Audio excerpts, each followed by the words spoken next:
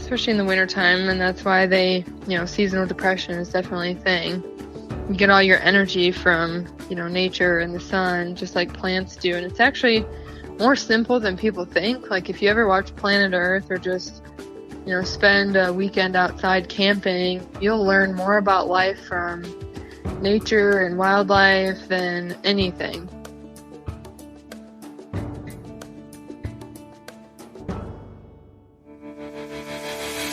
Welcome to the Woman Angler and Adventurer podcast, inspiring real women with a passion for fishing and the outdoors to go get their adventure on. Now, here's your fearless host, Angie Scott. Hey, welcome to this week's episode of the Woman Angler and Adventurer. I'm so glad you're here as always. So the universe works in the most mysterious ways. As a listener who has a love for nature and the outdoors, I'm sure you've experienced this many times for yourself.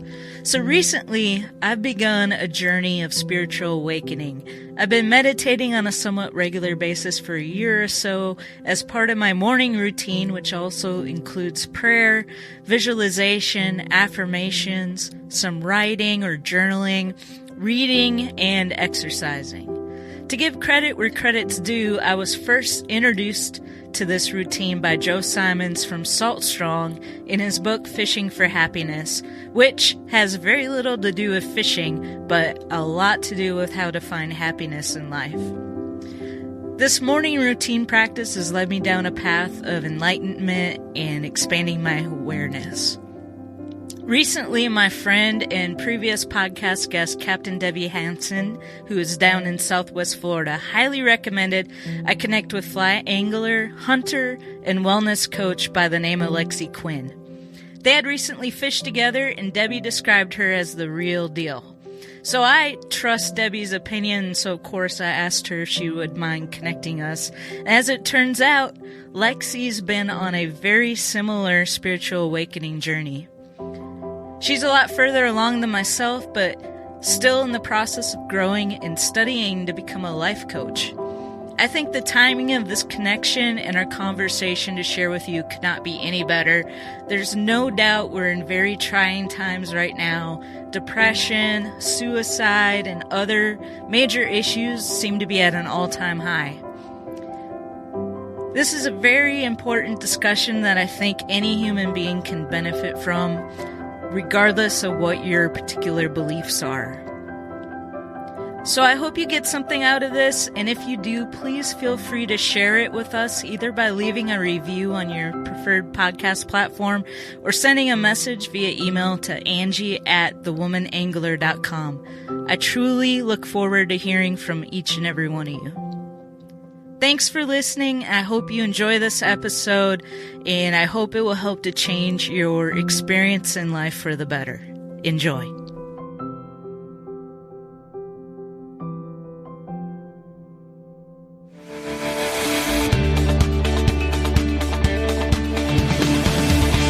This year has just been so crazy. I think, obviously for everybody, but I'm kind of like on this spiritual awakening kind of journey right now. And I've been like meditating a lot, and it's really impacting me. And so, good. Yeah. And so I was like, I haven't had anyone on the show to kind of like, I know you have your background in, hunting and fishing and you were a firefighter and all that, but like, I'd like to really focus on your, life coach stuff and kind of talk about all that and maybe inspire some other people.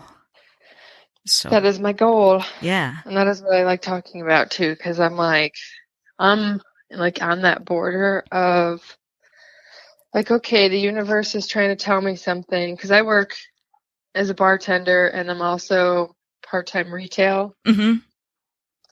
Like, I don't mind like selling hunting products. Like, I worked with a couple yesterday that, it was their like first elk hunt, and I was getting them completely outfitted and everything they needed. And that part was refreshing, because it's like, I get to help somebody with what I went through, as far as like what they need and some tips and stuff like that. But other than that, like, that's a very rare occasion when that happens. But then it's just like, I'd so much rather be, doing something with fishing. Like, I love hunting for the most part. I mean, now I just do it because I need food. I'm more of like a waterfowl hunter, and I like can't stop fly fishing. Yeah. Like, I can't take a break. I was supposed to take a break when we went scouting, and I couldn't. I ended up finding brook trout in this tiny little creek. Nice. So, awesome. But I would so much rather talk about, like, sleep or meditation. Yeah. Or fly fishing, or, that's what I want to do. Yep. And I eventually want to start my own podcast, but I have no idea where to start. So I might have to pick your brain. Yeah, for sure. I was going to ask you if you have a podcast. Not yet. Okay. Yeah. Well, yeah, I'd definitely be up for helping you out with that. So you're in Colorado? Yeah, we came from Isaiah and I used to both work for the Forest Service for a long time. And we like semi-retired from fire and started pursuing our own dreams. So he's actually a YouTuber, and I am trying to do like writing and a couple other different things. I own my own media business too. So I do like photography, videography for like weddings and any business that needs any marketing materials, essentially. So I'm trying to focus more on that. So I have like a lot of things I'm trying to work on. It's just like taking that first step of leaving your safe jobs and pursuing what you really want to do. But the cost of living is like ridiculous in Colorado nowadays. It's pretty bad. Like, I knew I didn't want to live my whole life sitting behind a desk and wake up at 65 and retire. And, that's just, I always knew that wasn't Right. for me. And Debbie and I talked about this when I was down in Florida last time, cause, you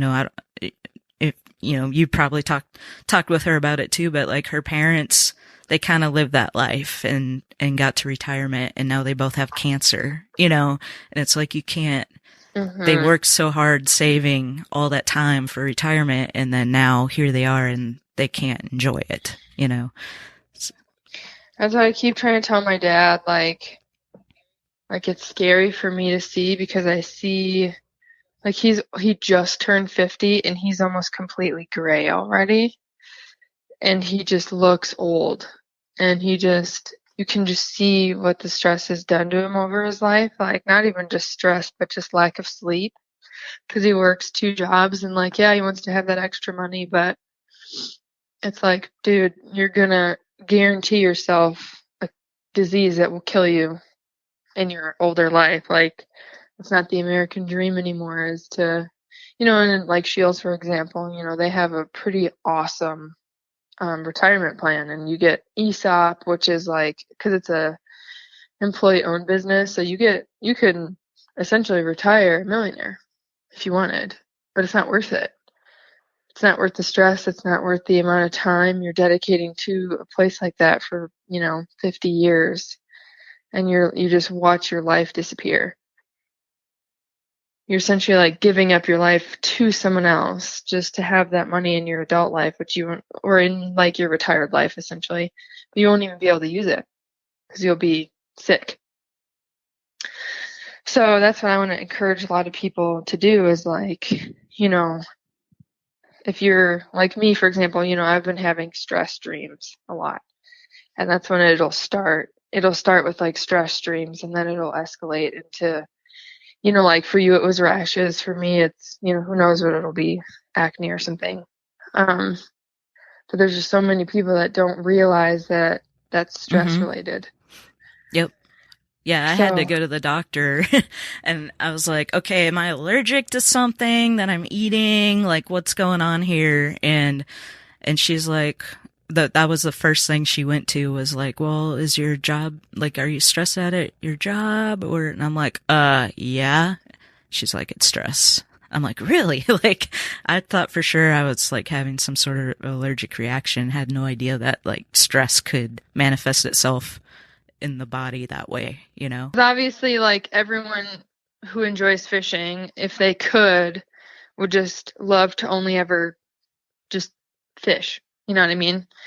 So there's just, because I'm like a huge advocate for, if there's something that people are doing as far as a career goes that's not like resonating with them, or that's not like really feeding their soul, I guess you could say, then they should be doing something else. So kind of like encouraging people to do that, like figure out, you know, what they do for a living now versus what they want to be doing and how to get there, stuff like that. I've been inspired throughout my life by certain people who have like taken that leap, you know, where they were stuck in a job that they knew wasn't for them. And then they like, I don't know if you're familiar with the Salt Strong brothers, Joe and Luke Simons down in Florida. Mm-mm.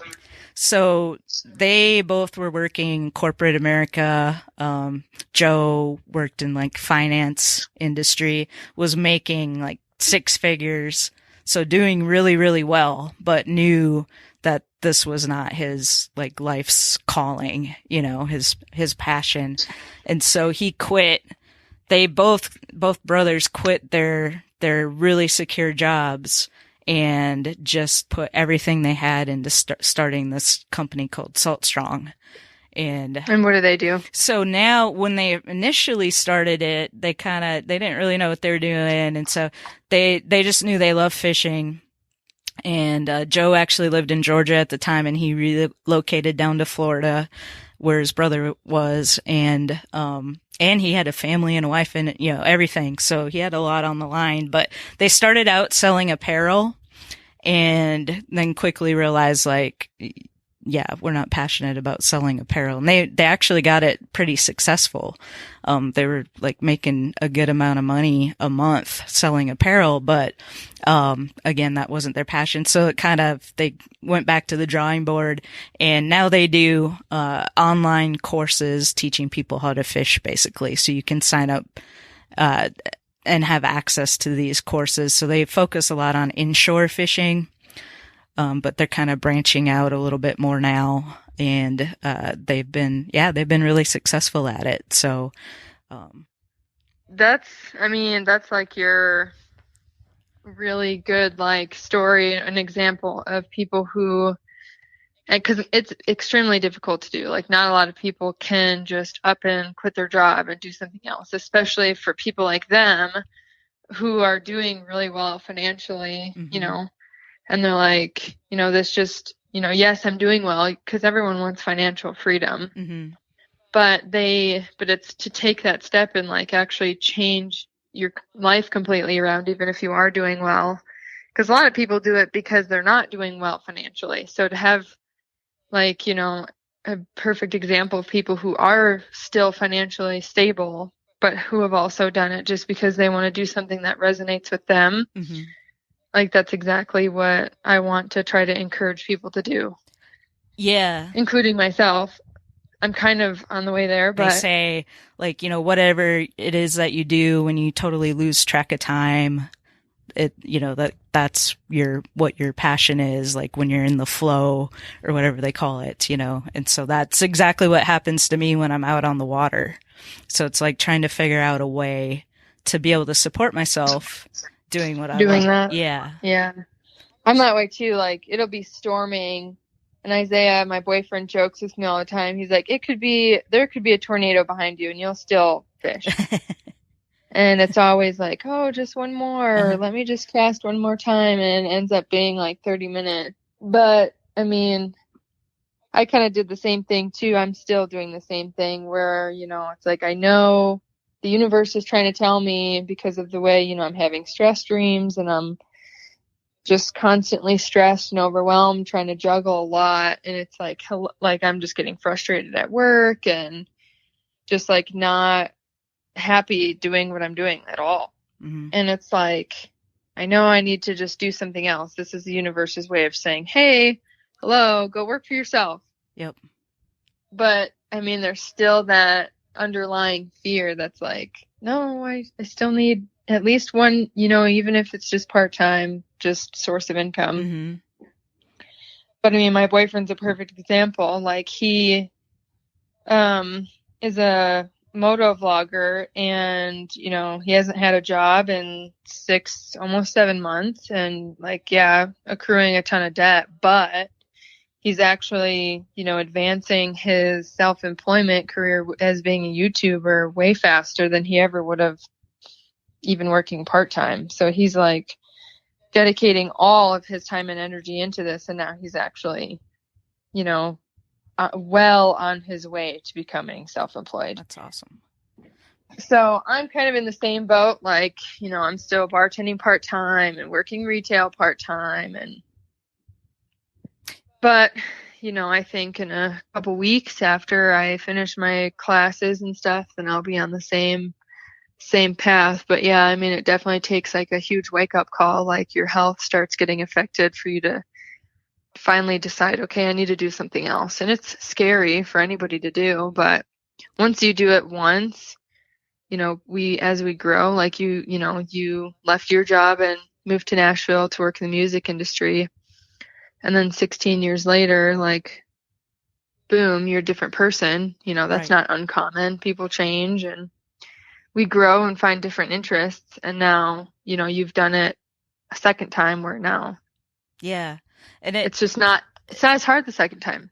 No, yeah, and I think if it were to happen again, because like actually now I've been led down a path where I'm getting back into another job, but it's doing what I love to do, you know. So I won't be working for myself, which, you know, that's. Some people are okay with, some people don't want to work for themselves, you know? It's right. Like some people want that. That's not easy either. Yeah. And that's what I've kind of come to figure out through this is like, I kind of like working for somebody else. But I want to be doing what I'm passionate about. And that's kind of the path that I've been led back down. So if down the road, you know, that should happen again, you're right. I think it will be easier to make that transition, but it's scary. I mean, like, you know, you think about accruing a bunch of debt and it's like, what if this doesn't work? And then what, you know? And so there's a lot of fear that people have and it's totally understandable. And so people go about it all sorts of different ways. Like, you know, you may keep your bartending job while you're trying to put all your other time into, you know, making your new path or dream happen. Some people just go full in like your boyfriend, and other people just never, you know, or some people work full time and then they burn candles at both ends trying to make their side hustle, you know, work outside of their. And it's the same thing with like the gym. You know, so many people promise themselves that they're going to go work out and they're going to stick to it, but then they never do.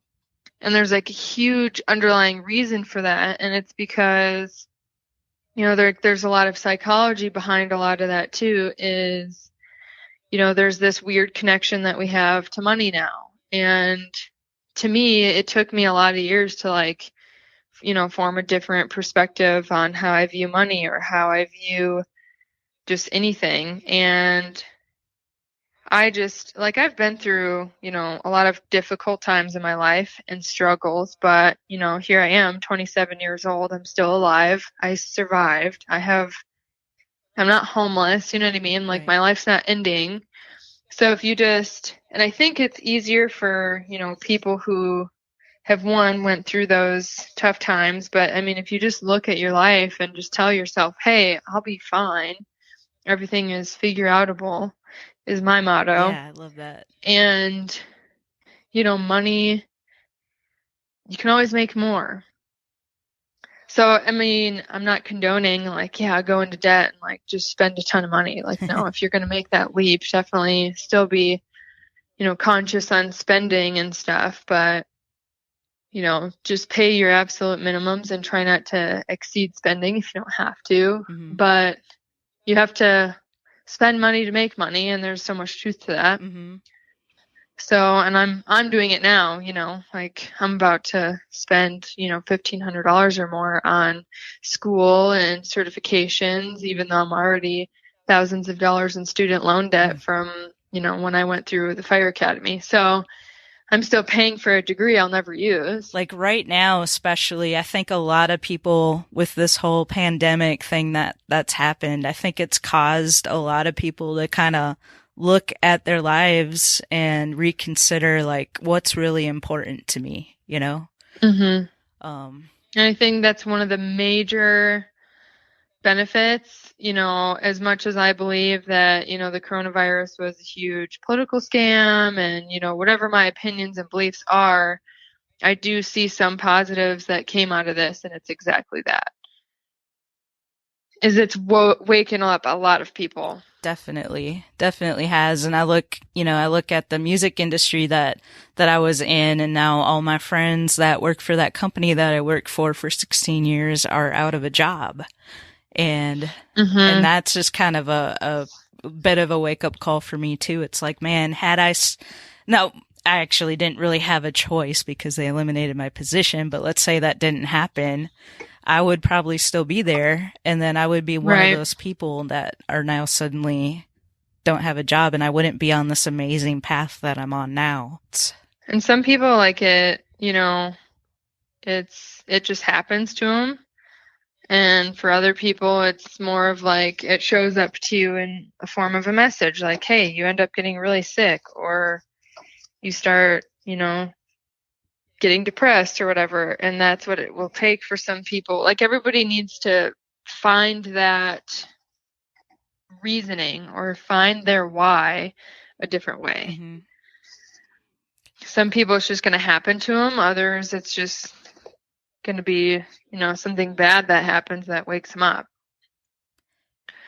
But either way, the end result is extremely rewarding. Definitely. And yeah, and we all have our own stories, that, like, we have stories about our relationship or our thoughts about money and these blocks and things like that pop up into our lives. And I don't know about, I might be more stubborn than most people, but, like, I feel like the universe has to present things to me in different ways, the same thing in like 20 different ways before it actually, like, sinks in, or I find a way that it actually resonates with me, and I'm like, oh yeah, that makes perfect sense. Yep. Might take a time or two, but yeah, or 50. Yeah, exactly. So let's get into it. Let's talk about life beyond limits, and, like, how did you kind of get, like, what led you down that path? It was 2 years ago. I mean, I've always been interested in that kind of stuff. I just never got into it deeper, just because I felt like it was this taboo thing that nobody, like, people thought I'd be weird for it. Like, I'd cared too much about what other people thought at the time. And I was just like, oh, especially since I grew up in a very Christian home, meditation was just like, it almost felt like to meditate was like a very anti-Christian thing to do, or to have any connection to any, like, spiritual anything was just forbidden, essentially.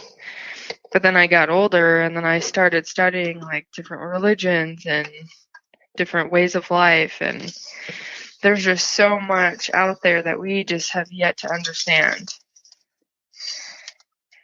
And like it first started when I started traveling, so that helped a lot, just because it really became like, it turned me in against being a narrow-minded, judgmental person to, like, holy crap, other people's way of life is so much better.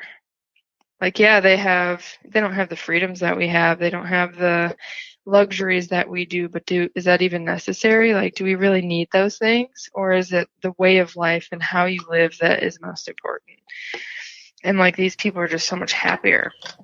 Where was it you were traveling, like, as example, where you noticed this? Like certain parts of France or Greece or Thailand being a big one. Where else? Paris, like, yeah, it was in the city, but even when I went to London, if you go on, like, the outskirts, there's just different cultures there. And then I watched a couple documentaries about Ayurveda, which I don't know if you've heard about before. It's a drug, actually. It's a psychedelic drug. But they do it in Peru, and it's not for everyone. It's not for the mentally unstable, that's for sure. But it's just like a ritual that they partake in, and essentially what it does is it's a psychedelic, but it like separates your soul from your vessel is how they explain it. And you see like you have this major awakening. But for some people, like if people were schizophrenic or bipolar or something like that, they could have an opposite reaction. So there's obviously goods and bads to it. But the culture in this like tiny community in Peru, they have like, it's very tiny community. Everyone helps everyone.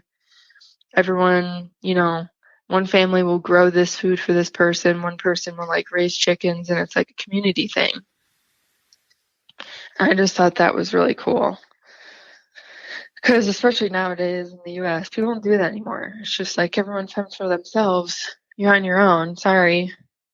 And then that's just our mindset. So it's like when we see somebody that needs help, it's like a question in our head. Do we do it? Do we not do it? And it's like, if you go to other places, their natural reaction is to help. It was just over the last 2 years for sure is when, I've always, because I grew up always constantly like feeling like the black sheep, feeling like I was different, never really fitting in anywhere, never really good at sports. And then like I literally lived my entire life just thinking I was just, there was something wrong with me essentially. Mm-hmm. And it wasn't until 2 years ago that I was like on a hotshot crew in fire, having the worst year of my life because I was dealing with like harassment and just wasn't in a good place. I was very suicidal because I was just in a place where I felt like I couldn't leave. All the guys, because I was, the only female on a 22 guy crew. So I was kind of like stuck there. And then I kind of pieced together like all the trauma I've been through in my life because, growing up, I didn't have the greatest childhood in the world. My dad was very mentally and physically abusive. He's way, way, way better now in his adult life. But when we were growing up, he just struggled as an adult with himself and his background. I met Isaiah, who is my boyfriend now. We've been together for over 2 years now. And when I met him, he was kind of like very similar to me in a sense that like so have you ever heard of the term empath? Yes, I have. So he's an empath and so am I. I'm more of an HSP versus an empath. But I didn't even know what that was.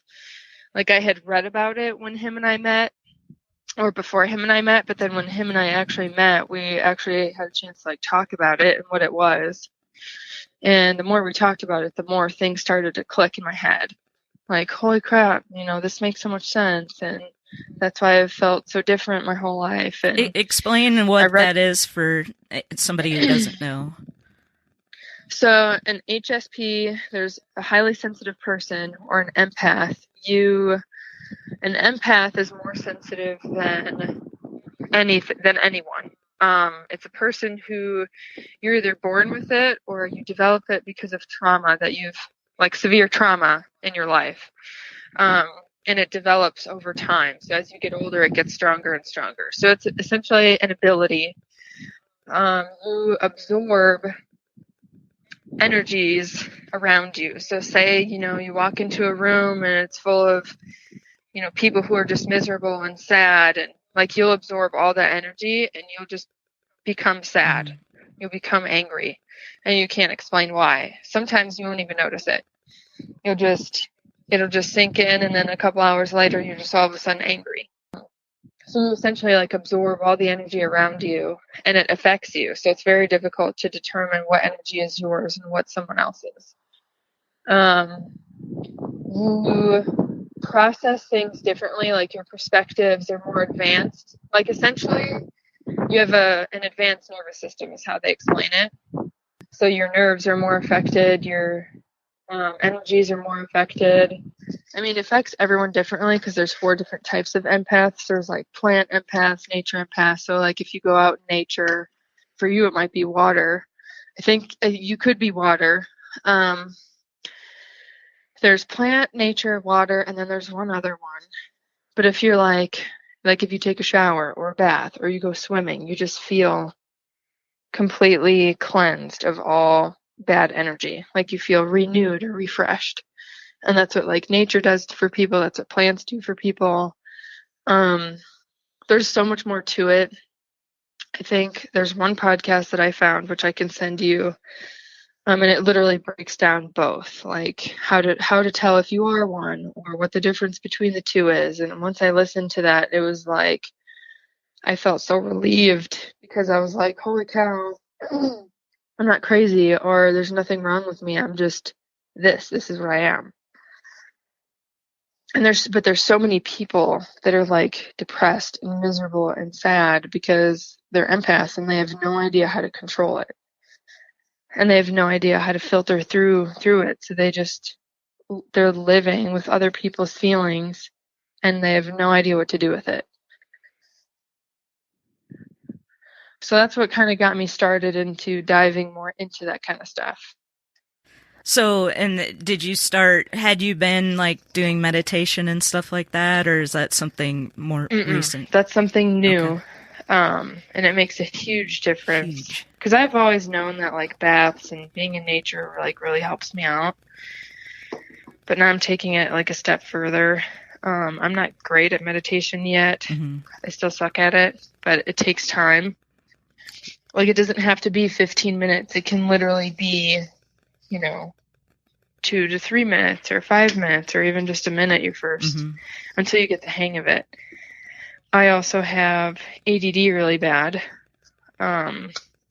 which it's very difficult for me to focus. Mm-hmm. So I'm still trying to work through that part of it. So I've heard that meditation, it takes practice, obviously, and to be able to just kind of observe your thoughts and not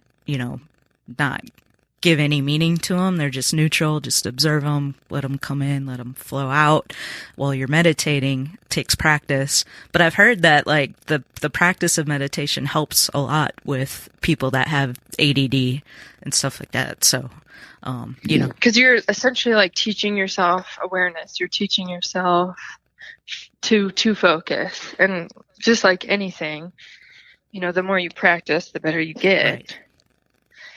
So I totally believe that ADD is curable. Mm-hmm. I do. Without medication. Yep. And that's another thing too is, I am very anti-doctor for most things. Like I still have to go to the doctor for, women physicals and all that fun, great stuff. But as far as medication, I have not taken medication over 3 years. Wow. I haven't been sick in about 4 at all. So as far as me getting COVID, not even worried about it. And that's something like I'm not there yet, but like I've heard people that say like, I'm not a person who gets sick. And so then they don't get sick. It's just a matter of believing it. But what are people's responses, do you think, when people say that? Like to themselves or outside? To others. To others. They're like, you're crazy. Yeah, exactly. Yep. But did you ever notice how your insurance never covers like chiropractic appointments or cryotherapy or acupuncture or anything like that? Yeah. You usually pay full price for that kind of stuff. That kind of treatment is way more effective than any medication.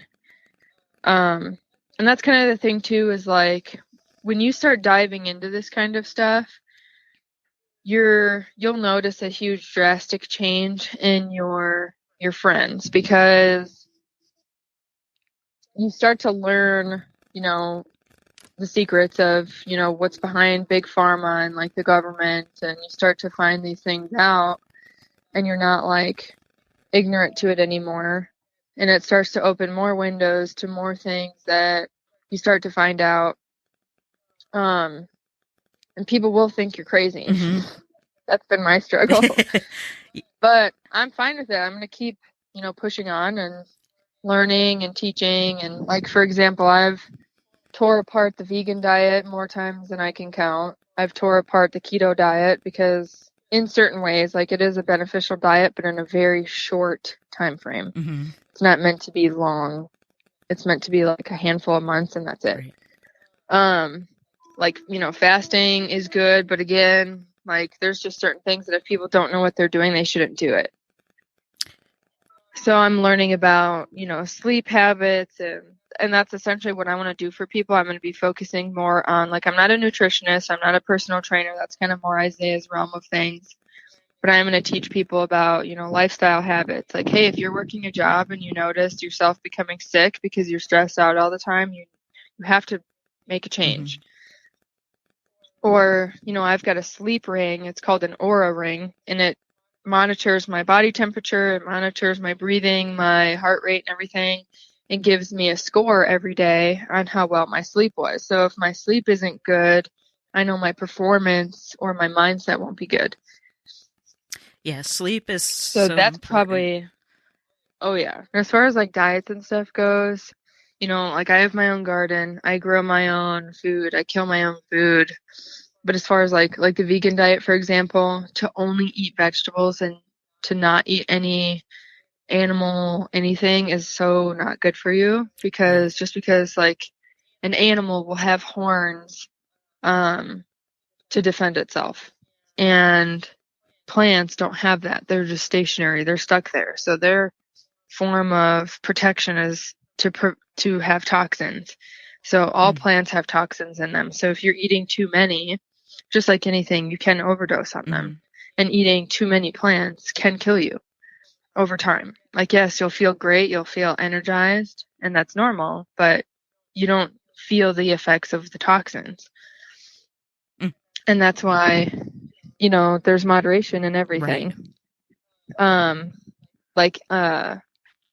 Like when we eat, all of our nutrients go to our organs. So it's the same for animals. So to eat animal organs like liver and kidney, which is absolutely disgusting, in my opinion, but it's a superfood. I've been studying a lot about that. So a lot of people, if they can't eat it, which I'm one of those people who can't, you can freeze it and cut it up in like super, super tiny pieces and just swallow it like a pill. Okay.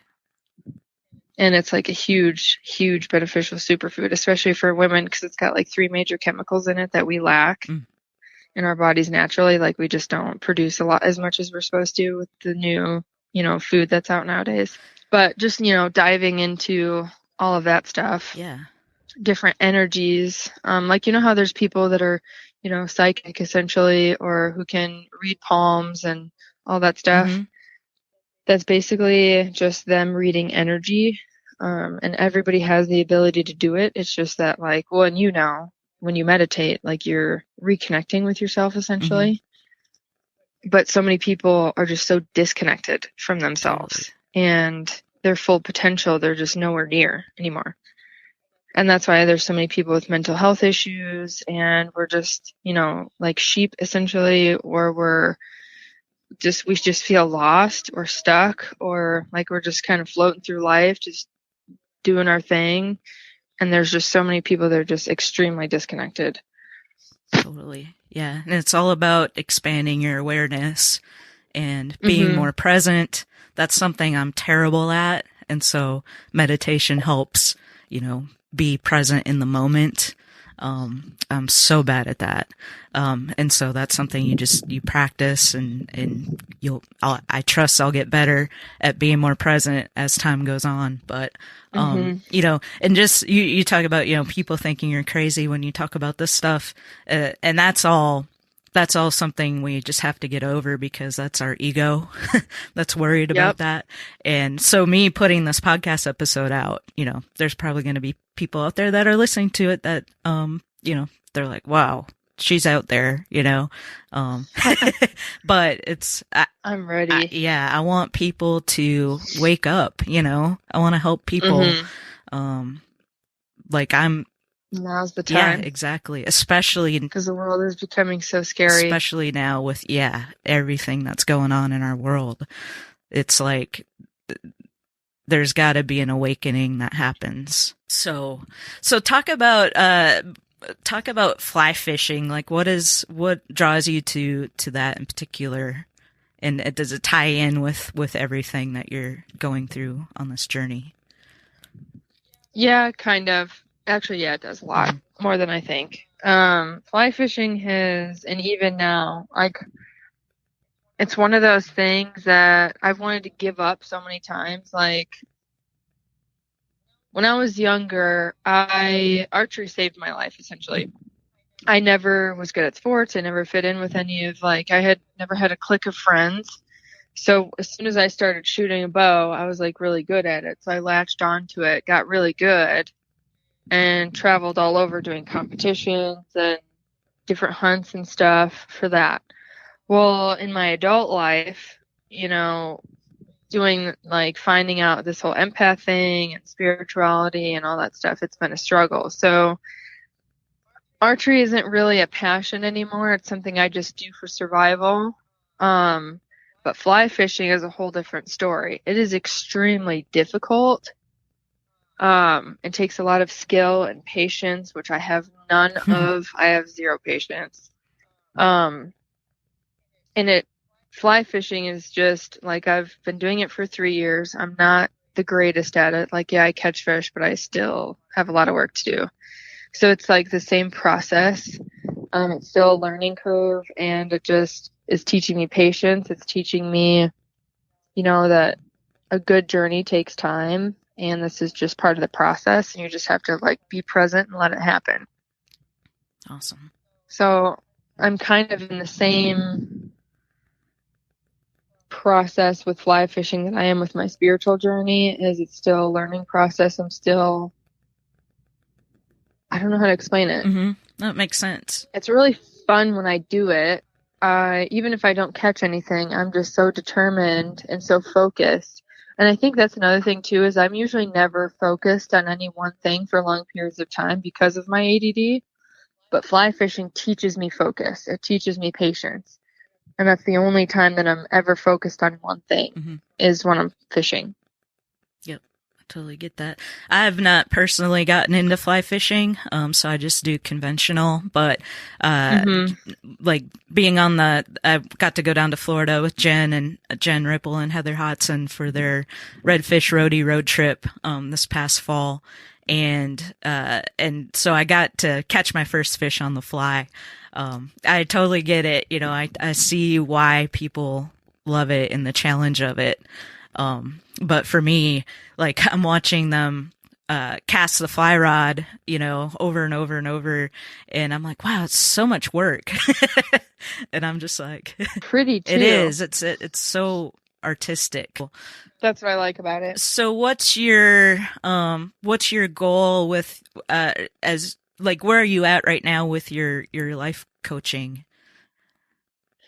At the beginning stages, okay. I was a manager of the hunting department at Shields for the last year, but I stepped down recently to part-time so I could go back to school, and I think I'm going to do it online. To get several certifications to be a life coach. Technically, you don't need to be certified, but I obviously, just for legitimacy and for, insurance and liability and all that stuff, I'm going to. I'm going to start with, taking a course in sleep studies, and I'm going to get my Reiki practitioner certification, meditation. I want to teach meditation. So I want to go to Nepal, India, where it originated, and study meditation for 2 to 3 weeks with the monks, and then come back here and teach it. Cool. So that's a plan. And then I want to, what else do I need to get? I want to learn about chakra treatment, Reiki treatment. There was one more. I want to eventually get my nutritionist based on ideologies that I have, which is, it's called the carnivore diet. It's based on, yes, you eat vegetables, but you are consuming animal organs, animal fat, and animal products. So milk that's pasteurized a certain way, or butter or ghee. stuff like that. I even went to the extent of, I recently just threw away all of my shampoo, conditioner, face wash, toothpaste, household cleaners, makeup, all that stuff, just threw it away. And I started completely over to vegan, cruelty-free products that would meet UK standards. So over in the UK, they have like 48 chemicals that they ban from their country, kind of like Australia does with corn syrup. But the US only bans 10. So part of people's issues in the US, whether it be, struggle with weight or struggle with like mental health issues or acne, hormonal imbalances, hyper or hypothyroidism, all of that stems from the chemicals that we put on our body through our skin. Because our skin is our biggest organ in our body. So a lot of your makeups and your shampoos will have like formaldehyde and petroleum in it, which are gases and chemicals, and that's causing people to become sick. Right. So I'm going to be teaching people about that as well. So I'm going to be, have a ton of certifications, and eventually I want to do holistic medicine with like essential oils, CBD, stuff like that. But I'm not going to get my doctorate just because it's going to take forever. I might, we'll see, but right now probably not. I'm just going to do, as advanced as I can without needing my master's. So what advice, I know you're still kind of in that transition period, but you're working towards it, which is awesome. And so that's gotta feel good to know that, you're not just sitting there unhappy with what you're doing. You're actually working towards it. Do you have any advice for people out there that are kind of in a similar situation? I think a lot of it is because I'm extremely guilty of it too. Like I keep promising myself, hey, I'm going to start eating better. I'm going to start, working out every day, and, it lasts like a week to a month, and then you find an excuse or find a reason that you're busy. And I think the biggest thing to like get around that is sitting yourself down, being present, and remembering why you're doing it in the first place. And if your why isn't strong enough, for example, if you're doing it for someone else, or if you're doing it because you want to like look a certain way for other people, then you're never going to get there because your why isn't for you, it's for someone else. So I think if people really want to change and make a change, like a drastic one in their life, they have to do it for themselves, for their health, and just for the overall benefit of living a happier, healthy life. Because the way I see it is, like, I have a very different, unique outlook on the world, which is pretty common with empaths. But I just feel like there's so much more to life than, you're born, you go to school, you go all the way from kindergarten through college, and then you go work for the big guy. You know what I mean? Like, you just find a job, go to college, get a degree, and then you're in debt until you get a job, and then you pay it off, and then you work until you retire when you're 50, or, whenever you end up retiring. So a lot of people, it's 65, 70. But by then you're wore out, you're old and can't really do a whole lot, or you can't, like if your goal is to travel and do a lot of hiking, like, you're not able to do that as much at that age. And by then, a lot of people are just like sick with disease and cancer, right? Because they lived an incredibly stressful life. Like, yeah, you retire with a ton of money, but is it worth it? No, probably not. Yeah, I feel like the view of how you what's normal, quote unquote, on how to live life that we were raised with is just so messed up. Our society's become very backwards. I don't know if have you ever seen that movie Idiocracy? No, I've heard of it. I have not. I think somebody else recommended I watch it, but I haven't seen it. Oh yet. Yeah, especially now. You'll laugh and a huge light bulb will go off in your head. I'll check that out. But I mean, it's scary to think, and it's also extremely sad. Just I've just seen it over the last 10, 20 years. And, obviously when I was younger, I was more naive to it than I am now, but I always heard my parents talking about it. And my parents still, up until 5 years ago, my dad was still like, oh, you have to, get a job and you shouldn't job bounce around so much. And you really just need to go to college and get a degree and blah, blah, blah. But then once he started seeing the way I was living my life, I lived as a nomad until 2 years ago. I didn't have a home. I lived out of my car and traveled and lived in government housing when I worked for the Forest Service. And it was awesome. But, I lived life on my terms and I was able to travel because I didn't work half the year. And that's what did it for me. Mm-hmm. That is what opened my eyes to different, lifestyles when I went to Thailand and, England and other countries. You see how other people live. Is it rich and famous? Is it with a ton of money? No, probably not. But if you look at their quality of life versus the quantity in their life is a drastic difference. Mm-hmm. And to me, I just don't feel like we're meant to just, you live, you work, you die. That's it. I feel like there's just so much more out there for us than what we're told from media or society. And I think, I don't know, I mean, I know how, but it's just really sad to see that we as humans have been so brainwashed and so much of a follower than a leader to, let society get this way, mm-hmm. as bad as it is.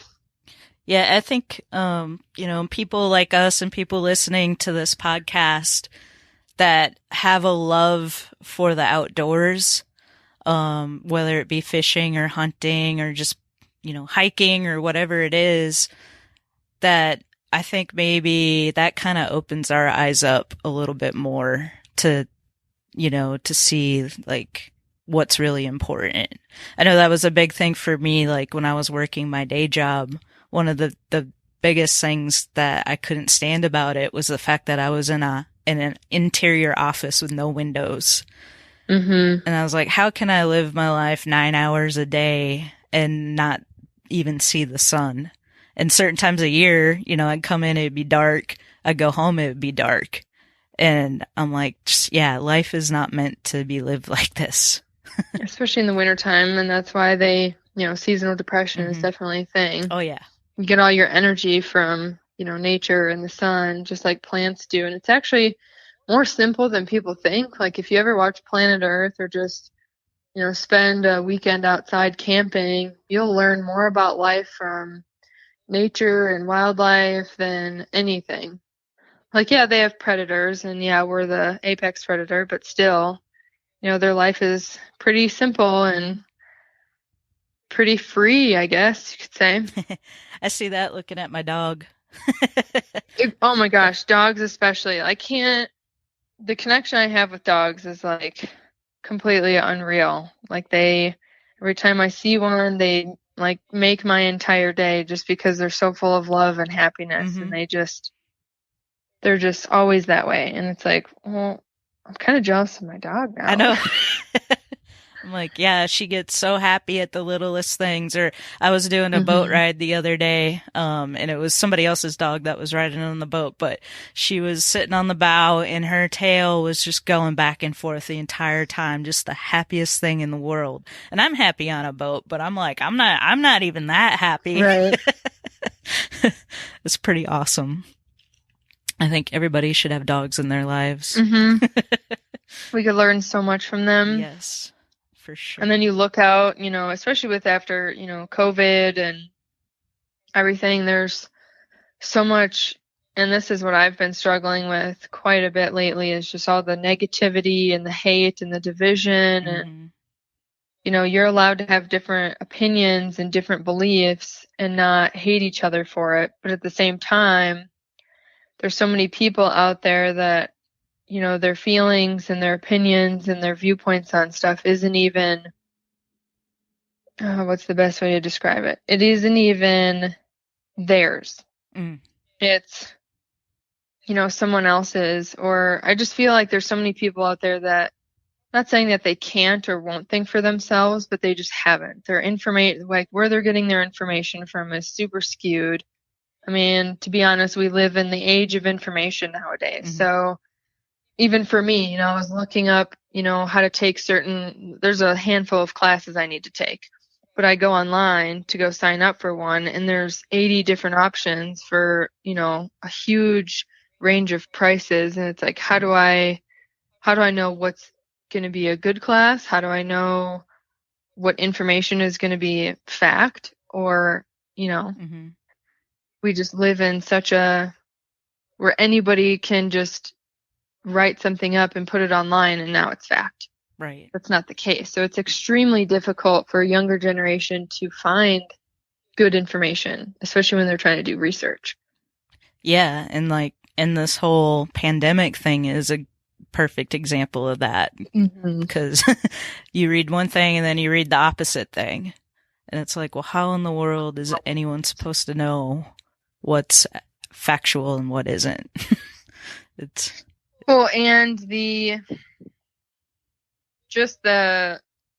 like I said, age of information, it's extremely tough, especially for students, because even the education system is skewed. They're only being taught, you know, a certain viewpoint or certain things about history, and a lot of important stuff is being left out. And, you know, I listened to a podcast earlier this week about social media and how it's making people sick mentally. And it basically talks about how there's always this instant gratification, and people are having more self-esteem issues now than ever before, just because, you know, they're constantly sitting in front of technology, which everybody knows the health impacts of that. And then just seeing everybody's highlight reel all the time. There's a lot of comparison going on. There's a lot of judgment going on, a lot of bullying. You know, the list goes on. And it's just hurting people. And at this point, it's like, well, you know, you're not going to be able to get away from it. right. And that's where I'm going to come in and, you know, teach people the difference of, you know, hey, if you're following this account and it makes you feel a certain way, whether they're a bad person or not, don't follow them, because it's affecting you negatively. Like if you're finding yourself doing a lot of comparison or, you know, whatever. And we, like I said, have this instant gratification. So if we don't get that in life, we have certain emotions that come up, and it's just essentially making people mentally unhealthy. Right. Is that what your focus is going to be on? Yeah, I mean, I look around and I just see a lot of lost, disconnected people that, you know, they are easy to anger, and they're very depressed, and they're very not connected with themselves and who they are. They don't have self-confidence. They are just angry, or like, you know, anytime I run into somebody who's just like really rude, instead of, you know, in my head, the first thought that goes through my head isn't, oh, wow, this person's a huge jerk. It's, wow, they're really struggling.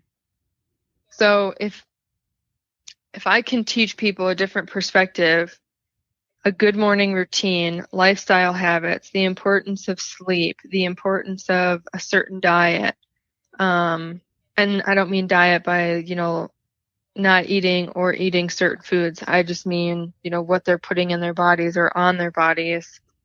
And I just feel like I really want to help people just get back on track and live a life at peak performance.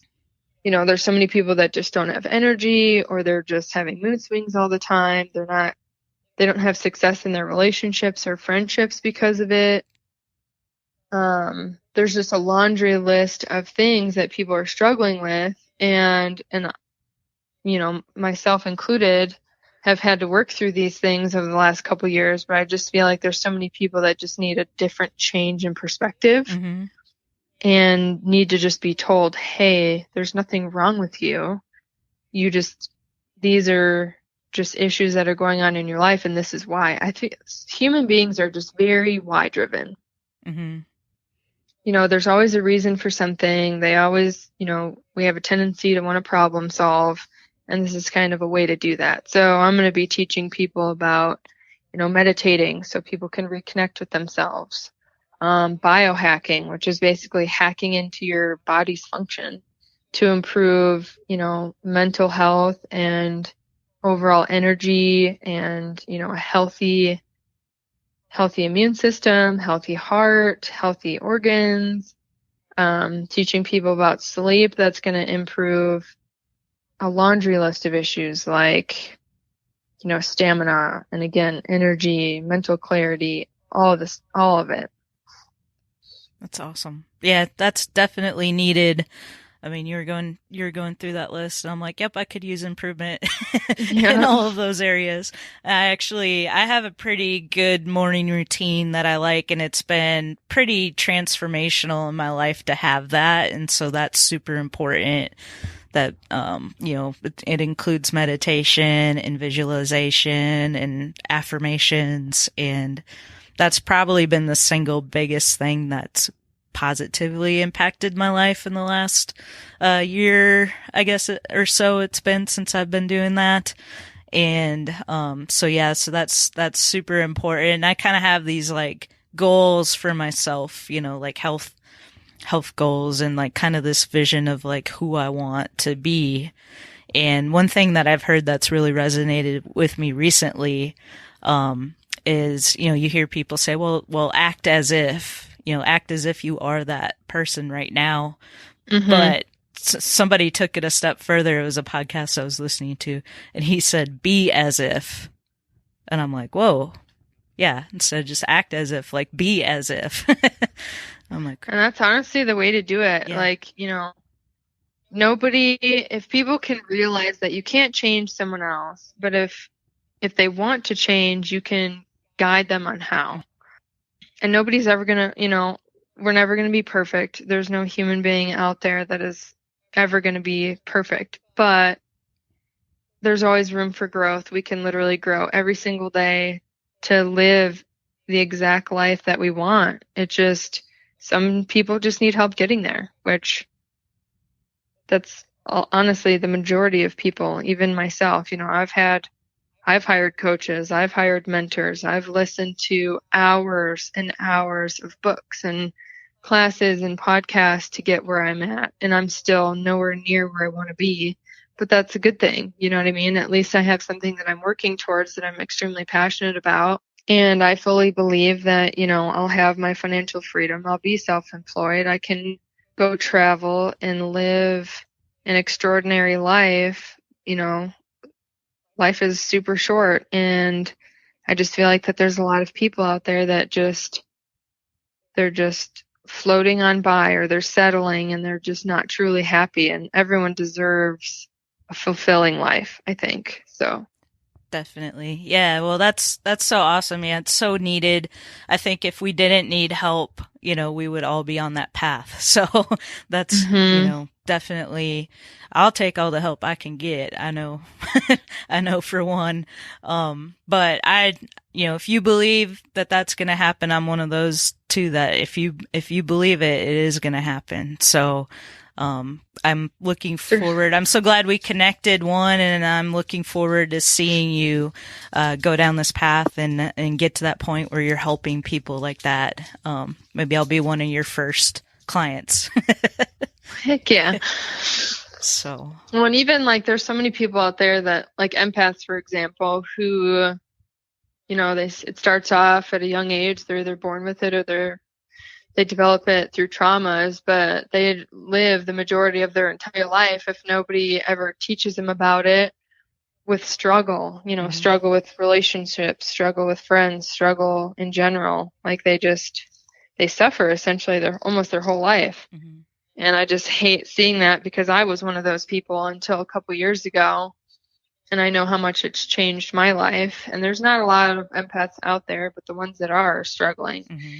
And the world needs them to use their gift to help other people. So if they're struggling, they can't be helping other people.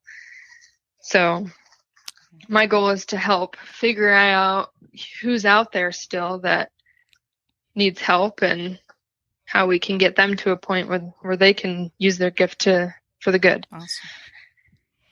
Yep, that's what I believe. I think it's all about is, figuring out how we, with our talents and abilities, can add value to other people and help. So. Well, I feel like if, there's so many people that want the world to change, but not a lot of people are willing to put in the work to do it. And all it takes is one person.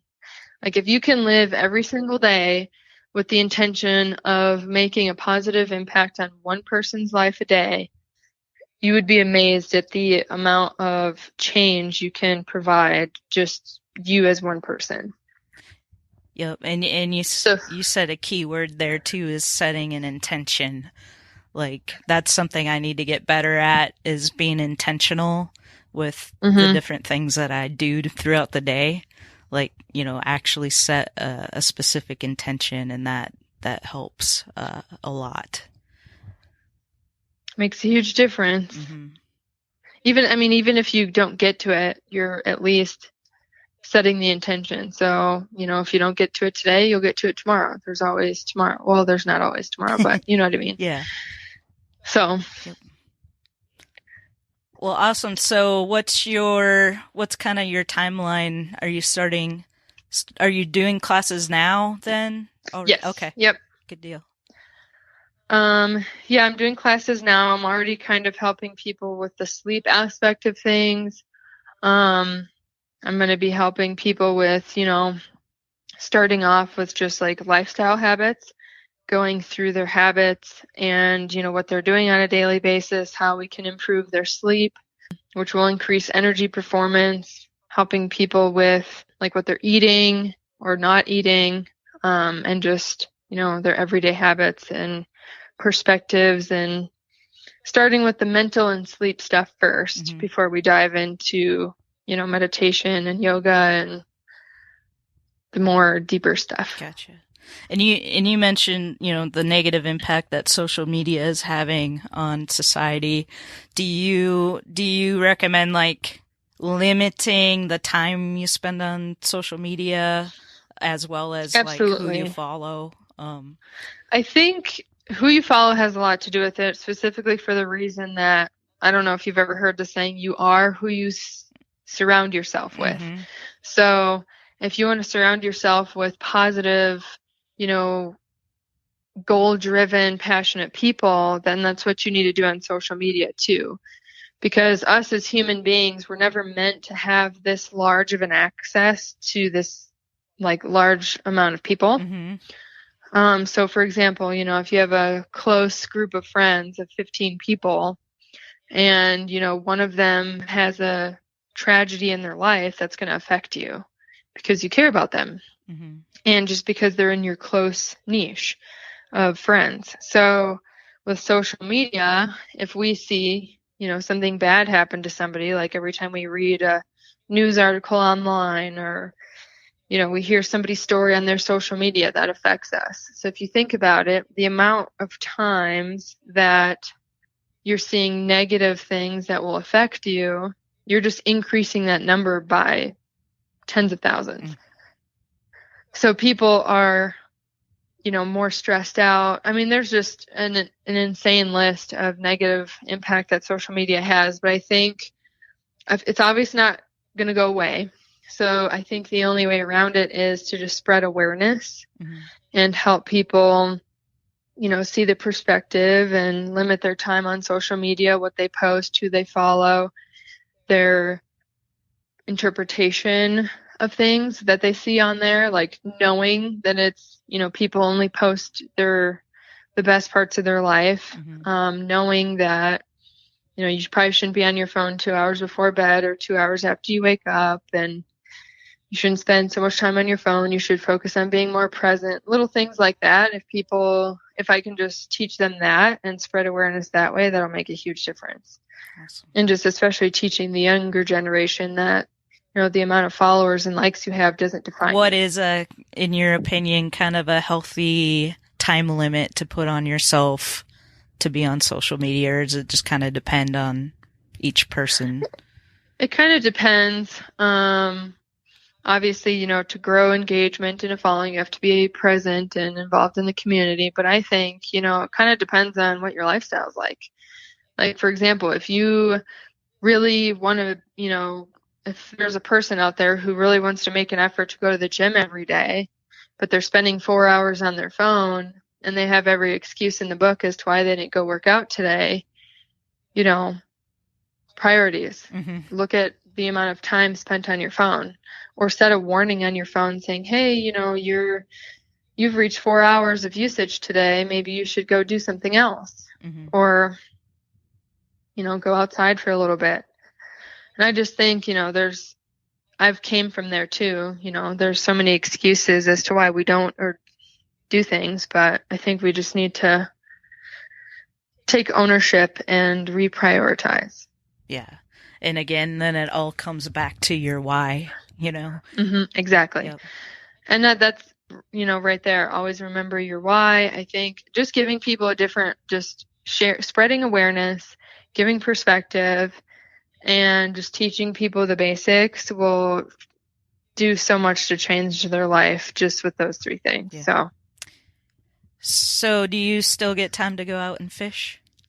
Oh yeah. Not as much as I want to lately, and I've kind of had to take a break, just because it's starting to affect my self-confidence a little bit, just because I've gone out and fished so many times recently and haven't caught anything, and I'm just like getting frustrated with it. So I think I need to just take a healthy break and maybe read more about trout water, or read more about, you know, what flies I should be using, or something to give myself a challenge. So the next time I go out and fish, I can try something new and hopefully increase my success rate. 'Cause man, it's been rough. Yeah. Yeah. Well, but I feel your pain. And like here in the summer, it's always kind of hard to fish out here because it gets so hot and the fish are so lethargic, and it's just hard to get them to bite sometimes. So hopefully going into the fall, we'll be a little more active and have some more success out there. So I'm excited because this is kind of, you know, it's not really, it's a little bit different than what I normally do, but it's important. It's important. And I think a lot of people out there are going to benefit from hearing this kind of conversation. I'm definitely excited to see the response. Yeah. And like everybody struggles with all this stuff. So oh yeah, hopefully it will help somebody, you know. Well, thank all right. you. Yeah, you're welcome. All right, thanks for listening. I know this was a little longer than typical for this show, but I felt very important and hopefully impactful. If you found this conversation to be helpful, just a reminder to please let us know by leaving a review or sending an email to Angie@thewomanangler.com. I look forward to hearing from you. If you or anyone you know is experiencing suicidal thoughts, help is always available. Call the National Suicide Prevention Lifeline 24 hours a day at 800-273-8255. That's 800-273-8255.